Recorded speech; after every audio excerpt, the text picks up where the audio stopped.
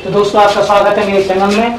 आज हम सीखने वाले हैं present continuous tense blog with SK sir. ये एक ऐसा चैनल है जो आपको देसी भाषा में इंग्लिश सिखाता है।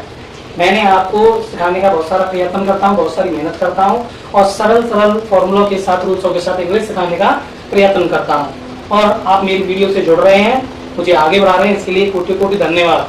चलिए आगे बढ़ते हैं। आज की वीडियो में आज सीखेंगे हम प्रेजेंट कंटीन्यूअस टेंस, जिसको हम कॉन्टिन्यूअस बोलते हैं, कंटिन्यूअस भी बोलते हैं। चलिए आपकी उच्चारण में जैसे भी आपको बोला जाए स्पेलिंग सेम होनी चाहिए। प्रेजेंट कंटीन्यूअस टेंस, तो इसमें आप क्या देखेंगे? पहचान में रहा है, रही है, रहे हैं। अगर हिंदी वाक्य में ये तीन शब्द आपको पीछे की तरफ दिखाई देते हैं तो आप समझ जाइए कि वो हमारा प्रेजेंट का कंटीन्यूअस टेंस है। जैसे वह बाजार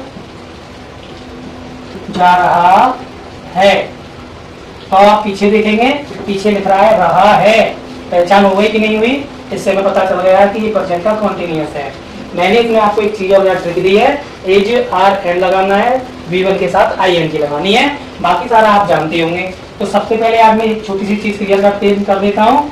जो नए यूजर्स हैं वो एक बार फिर से प्रैक्टिस देख लें इसकी, क्योंकि अगर आपको इंग्लिश सीखनी है और इंग्लिश में आपको टेंस सीखना है तो शुरुआत प्रेजेंट कंटीन्यूअस से करनी चाहिए, क्योंकि यही बहुत सरल तरीका है टेंस सीखने का। अगर टेंस आप सीखना चाहते हैं तो मेरे तरीके से सीखें। मैं चाहता हूं कि ये जो तरीका है सीखने का, सर्वप्रथम टेंस यहीं से शुरू होना चाहिए। लेकिन किताबों के अकॉर्डिंग या अपनी भाषा के अकॉर्डिंग हम पढ़ते आ रहे हैं स्कूलों में भी, तो वो हमारा प्रेजेंट सिंपल से शुरू होता है। तो कोई दिक्कत नहीं, मैं कहता हूँ प्रेजेंट कंटीन्यूअस के साथ सीखिए। क्यों? ये बहुत ही सरल है, इसको छोटे बच्चे भी बना सकते हैं। मैं आपको वो तुच्छा सा रूल सिखाऊंगा जो स्कूलों में आपको कभी नहीं बताया गया। वैसे ही कॉपियों को भरवा दिया जाता है, बच्चे उसको याद नहीं कर पाते हैं। यहाँ आपको कुछ याद नहीं करना है, बस समझना है और आप सेंटेंस बना लोगे। ध्यान रखेंगे, सबसे पहले आता है हमारा सब्जेक्ट, और सब्जेक्ट को हम पता करते हैं कैसे, कि सब्जेक्ट कैसे पता किया जाए? कौन लगा के। कौन बाजार जा रहा है, मैंने अभी लगा दिया कौन। कौन लगा करके हम पता कर सकते हैं कि वो सब्जेक्ट है। सब्जेक्ट कौन है? वह आता है हमेशा, यानी कि सब्जेक्ट आता है हमेशा पहले नंबर पे। अगर हमें अब उसमें काम किया, कौन सा हो रहा है? काम कौन सा हो रहा है? जाने का हो रहा है, जाने का। तो कौन सा, कौन सी या कैसे, ऐसे कौन सा काम हो रहा है या कौन सी काम हो रहा है, तो वो होती है हमारी वर्ब, और वर्ब आती है हमेशा दूसरे नंबर पे। और जो ऑब्जेक्ट है कि इसमें कहीं जाने का काम हो रहा है, किसके द्वारा हो रहा है? उसके द्वारा हो रहा है, बाजार जा रहा है, तो ये हमारा ऑब्जेक्ट है। ऑब्जेक्ट आता है हमारा तीसरे नंबर पे। तो ये मैंने आपको पहली वीडियो में भी सिखाया है कि पहचान कर लो कर्ता, क्रिया, कर्म और ट्रांसलेशन धर्म। अगर आपने कर्ता को ढूंढ लिया, कर्ता क्या होता है? बार बार हम बोल रहे हैं, कर्ता को हम कहते हैं सब्जेक्ट, और क्रिया को हम कहते हैं वर्ब, और कर्म को हम कहते हैं ऑब्जेक्ट। बस अगर आपने ये तीन चीजें सेंटेंस में ढूंढ ली तो आप सेंटेंस करना सीख जाओगे। पहला, दूसरा, तीसरा, कर्ता, क्रिया, कर्म और ट्रांसलेशन वर्ब। अब समझ लो आपका टेंस सरल हो गया। तो सबसे पहले हमने कर्ता ढूंढा, वह की मीनिंग होती है ही। अब जब हमारा सब्जेक्ट आ गया है उसके बाद अगर हमारा ही आ रहा है तो हम लगाएंगे इज, हेल्पिंग वर्ब आ जाएगी। उसके बाद जाने का काम हो रहा है, गो होता है जाना, मैंने बताया V1 फिर ING लगा देंगे, गोइंग, ही इज गोइंग। कहाँ जा रहा है वो? कहाँ लगा करके पता चला इसमें हमें कर्म का। कहाँ जा रहा है वो? बाजार। बाजार की मीनिंग बाजार लिख सकते हैं या फिर मार्केट भी लिख सकते हैं। तो he is going to market, he is going to market. अगर हम इसको नेगेटिव बनाएंगे तो बस आपको करना है ही इज नॉट, बस नॉट लगाइए, बन गया। बाकी का जो पीछे वाला है एज पे पार देना है, going to market, going to market. क्या वह बाजार नहीं जा रहा है? क्या वह बाजार जा रहा है? वह बाजार नहीं जा रहा है। इस प्रकार से आप नहीं लगा करके, क्या शब्द लगा करके इंटरोगेटिव बना सकते हैं, नेगेटिव में भी बना सकते हैं। तो अब आपको ये बात समझ में आ गई होगी। चलो थोड़ा सा और इसको डिपेंडली, मतलब थोड़ा बड़ा करके एक्सप्लेन करेंगे, थोड़ा सा और समझाएंगे ताकि आपको ये जल्दी से समझ में आए। अगर आपने ये यहाँ तक सीख लिया है तो स्क्रीनशॉट ले लीजिए फटाफट से, ताकि आपको नोट्स बनाने में, तैयारी करने में या बाद में काम करने में काम आ जाएगी आपकी स्क्रीनशॉट। चलिए मैं इसको हटा देता हूँ। हमें थोड़ा सा आपको और गहन अध्ययन तरीके से इसमें थोड़ा सा विचार करेंगे, आगे बढ़ेंगे। लेकिन टेंस जब भी सीखें तो मैं आपको बता देता हूँ कि अगर एक वचन है, एक वचन का मतलब होता है सिंगुलर, मैंने आपको पहले भी बता दिया है, सिंगुलर जिसमें कर्ता एक हो, दूसरा होता है बहुवचन जिसमें कर्ता अनेक हो या कोई दूसरा हो, जिसको हम इंग्लिश में कहते हैं प्लूरल। लेकिन इसमें एक चीज और बढ़ गई है, जो शब्द है मैं के साथ बस आपको यहाँ पर आई लगाना है। क्या लगाना है? आई। मैं के साथ आई लगाएंगे, बाकी जो एक वचन है उसके साथ लगाएंगे आप इज, और बहुवचन के साथ लगाएंगे आप आर। तो अब हम यहाँ देख लेते हैं, थोड़ा सा मैं एक्सप्लेन कर देता हूँ। ही सी इट, दिस दैट, या फिर एक नाम, इन सब के साथ लगाएंगे हम इज प्लस V1 में ing। दूसरा है हमारा यहाँ पर you we they, these those, या फिर टू नेम, दो नाम आ जाएं, इनके साथ लगाएंगे हम are plus V1 plus ing। तो मैंने यहाँ पर आपको सब्जेक्ट लिखा दिए हैं। ये हमारे जो होते हैं प्लूरल वाले होते हैं, प्लूरल सब्जेक्ट है ये, प्लूरल सब्जेक्ट कहलाते हैं ये, आप इनको नोट कर लीजिए। ये हमारे सिंगुलर होते हैं, ठीक है, ये नोट डाउन करिए आप, ये बहुत काम आने वाला है। अब हम यहाँ पर एक सेंटेंस फिर से बनाएंगे।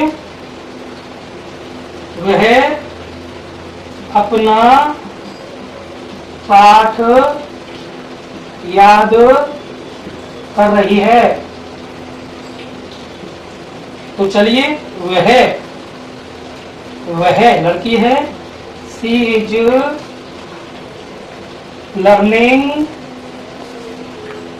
हर लेसन या फिर चैप्टर, ठीक है। दूसरा, तुम गाना गा रहे हो, तो यू रूस में लिखा दिया मैंने, यू के साथ आ आएगा, you are singing a song, आ जरूर लगाएंगे। मैंने यहाँ ए लगाया क्योंकि एक बार में एक ही गाना गाया जा सकता है, इसलिए ए लगाया है। सिंगिंग सॉन्ग भी कह सकते हो या अ सॉन्ग भी बोल सकते हो। मैं किताब पढ़ रहा हूँ, तो मैंने आई के साथ बता दिया भाई, मैंने केवल एक ऐसा सब्जेक्ट है जो मैं आ जाए तो उसकी मीनिंग आई लगाएंगे, और आई के साथ आता है हमेशा हमारा एम, बस। उसके बाद वही रूल्स लागू होता है हमारा, रीडिंग द बुक। तो हमने यहाँ बनाया, वह अपना पाठ याद कर रही है, she is learning her lesson, तुम गाना गा रहे हो, you are singing a song, मैं किताब पढ़ रहा हूँ, I am reading the book. बस हमने क्या किया, सब्जेक्ट ढूंढा, हेल्पिंग वर्ब लगाई, और हमने यहाँ पर V1 के साथ ing लगाई, यानी कि वर्ब के साथ ing, बाकी का ऑब्जेक्ट। ये आपकी काम की चीज है, आप इनको नोट करिए या स्क्रीनशॉट ले लीजिए। ऐसे सेंटेंसों के साथ आप प्रैक्टिस करिए। अब इनको थोड़ा सा हम चेंज करेंगे। अगर आपको यहाँ पर नहीं वाला बनाना है नेगेटिव, वह अपना पाठ याद नहीं गलत कर दिया था, बीच में लगाना है, नहीं कर रही है। तो बस अब आपको क्या करना है, वैसे के वैसे रहने दो, इज तक यहाँ पे आप नॉट लगा दो, हो गया। बस एक शब्द को अंदर घुसेड़ना है और नेगेटिव बन गया। ऐसे ही यू आर के बाद यहाँ पे नॉट लगा दीजिए। तुम गाना नहीं, यहाँ पे नहीं लिखना होगा, नहीं गा रहे हो, तो you are not singing a song, बस हो गया। मैं किताब नहीं पढ़ रहा हूँ, तो नहीं लिखना है, मैं नहीं, तो आई एम के बाद नॉट लगाइए, बस। तो 6 से सेंटेंस है, आसानी से हो जाते हैं। I am not reading the book. तो नेगेटिव में करना क्या होता है, कुछ नहीं, इज आर एम के बाद नॉट लगानी होती है, इज आर एम के बाद नॉट लगाइए। या तो हम कह सकते हैं कि नॉट लगाने का तरीका मैं आपको बता देता हूँ। नॉट कब लगेगी, सब्जेक्ट आ जाएगा और हेल्पिंग वर्ब आ जाएगी, उसके बाद नॉट लगेगी। क्या लगेगी, नॉट, सब्जेक्ट हेल्पिंग वर्ब और नॉट, यानी कि नॉट हमेशा तीसरे नंबर पर आएगी।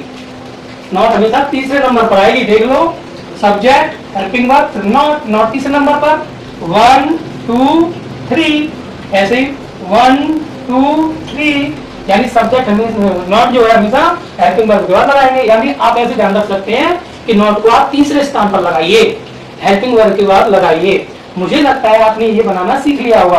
आपको लगा होगा ये सेंटेंस सरल होते हैं ना, इसमें हमें ज्यादा कुछ नहीं करना होता है। इजारन लगाना है, V1 में आईएनजी लगानी है, यानी कि वर्ब को डूइंग वर्ब में बदलना है, एक्शन में बदलना है। जैसे थोड़ी सी प्रैक्टिस कर लेते हैं। हमने यहाँ लिखा गो, तो गो के साथ आईएनजी लगा देंगे तो क्या हो जाएगा बच्चों, गोइंग। क्या हो गया, गोइंग। डू के साथ हमने आईएनजी लगा दी तो क्या हो जाएगा, डूइंग, है ना।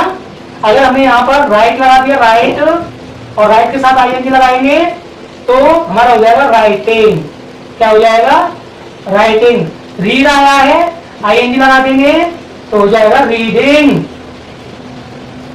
तो बस अगर ऐसी वर्ब आ रही है तो आप समझना होगा आपको वो V4 है। ऐसी वर्ब को V4 कहते हैं जिसमें आईएनजी लगी होगी उसको V4।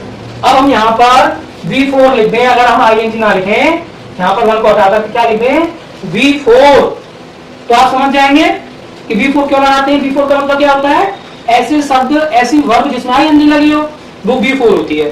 तो चलो, आज का कॉन्सेप्ट आपको समझ में आ गया होगा। नहीं आया है तो आप मुझे कमेंट करें, पूछें मुझसे, मैं आपकी जरूर हेल्प करूंगा।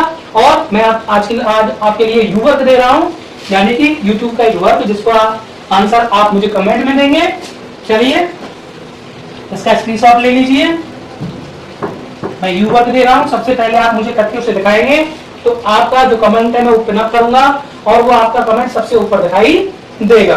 चलिए मैं आपके लिए यू वर्क दे रहा हूं, यू वर्क, यानी कि अब ये काम आपको करना है। तो चलो, किसान खेत जोत रहा है। अब अगर किसी को इसकी जोतना की मीनिंग नहीं पता है तो मीनिंग लिख लीजिए प्लो, PLOUGH, जोतना की मीनिंग है। लेकिन अब आपको थोड़ा सा मेहनत करनी है। मैंने आपको बताया है, पहले आप इसका अफर्मेटिव बनाएंगे, फिर आप इसका नेगेटिव बनाएंगे और फिर आप इसका इंटरोगेटिव भी बनाएंगे। इंटरोगेटिव बनाने के लिए बस आपको क्या करना है, इज आर एन को आगे रखना है। इज आर एन को आगे रखेंगे तो उसका मतलब ये हो जाएगा, क्या किसान खेत जोत रहा है, क्या शब्द लगाना है बस आपको, और क्या की मीनिंग इज आर एन होगी। मैंने आपको हिंट दे दी, हेल्प का दी। अब आप बनाइए, जिसका आंसर सबसे पहले आएगा और जिसका आंसर बिल्कुल सही होगा मैं उसको पिनअप करूंगा, हार्ट दूंगा। ऐसी वीडियो देखने के लिए मेरे साथ जुड़े रहिए। अगर आपको मेरे पढ़ाने का तरीका समझ में आया है और थोड़ी सी भी आपको इस वीडियो से सीखने को मिला है तो इस वीडियो को एक अच्छा सा लाइक दीजिए, सब्सक्राइब करिए। धन्यवाद।